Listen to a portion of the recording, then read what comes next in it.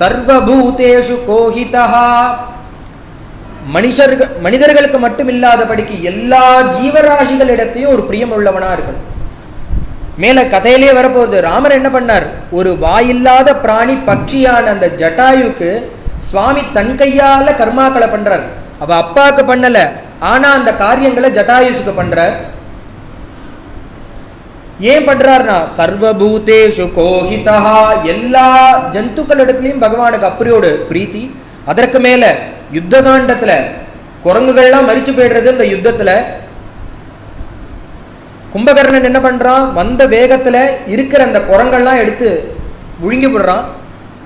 நிறைய குரங்குகள் மரிச்சு போயிடுறது. யுத்தம் முடிந்த பிறகு, ராவண ஜெயம் ஆன பிறகு தேவதைகள்லாம் வந்து ஸ்தோத்திரம் பண்றா. புஷ்பமாரி பொழியிற காலத்துல இந்திரன் வந்து கேட்கிறான், ஏன்னா சுவாமி தான் அவதாரம். எதற்காக அவதாரம்? இந்த ராட்சசாதிகளை வதம் பண்றதுக்கு தானே அவதாரம். உடனே தேவர்கள் இந்திரன் எல்லாரும் வந்து சுவாமிகிட்ட என்ன வேணும்னு கேட்க, உடனே சுவாமி என்ன கேட்டார், அவர் மனுஷனா நடிச்சுன்னு இருக்கார். அவர் சொன்னார், எனக்கு எதுவும் வேண்டாம், அதற்கு மேல உனக்கு கொடுக்கணும்னா இந்த கும்பகர்ணன் யுத்த காலத்துல நிறைய குரங்குகளை சாப்பிட்டுட்டான். இந்த யுத்தம் ஜெயமாயி நாங்கள்லாம் நாட்டுக்கு போற காலத்துல சுக்ரீவ சைன்யங்கள் அதெல்லாம் அவெல்லாம் ஆத்துக்கு போற காலத்துல எல்லா ராத்திலையும் ஆரத்தையை கரைச்சி வச்சுன்னு உட்காந்துட்டு இருப்பா. நம்ம ஆத்துக்காரர் யுத்தத்துக்கு போயிருக்கா, திரும்பி வந்துடுவான்னு. ஆனா இந்த ஒரு சில ஆத்துல இந்த காலமான குரங்குடைய பத்னிகள்லாம் ஏமாந்து போயிடும். இந்த நம்மளுடைய ஆத்துக்கார் வரலன்னா அதுங்கள்லாம் ஏமாந்து போயிடும். அது வானரங்கள் தான் இருந்தாலும் அதனுடைய மனசு நோகடிச்சு போயிடும்.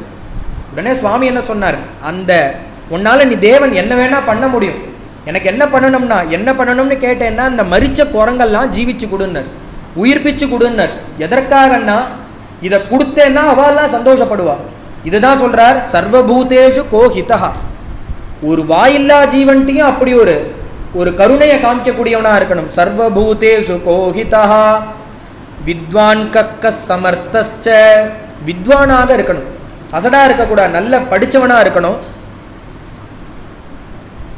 அது மட்டும் இல்ல சமர்த்தஸ்ச, சாமர்த்தியனா இருக்கணும், சாமர்த்தியசாலியாக இருக்கணும்.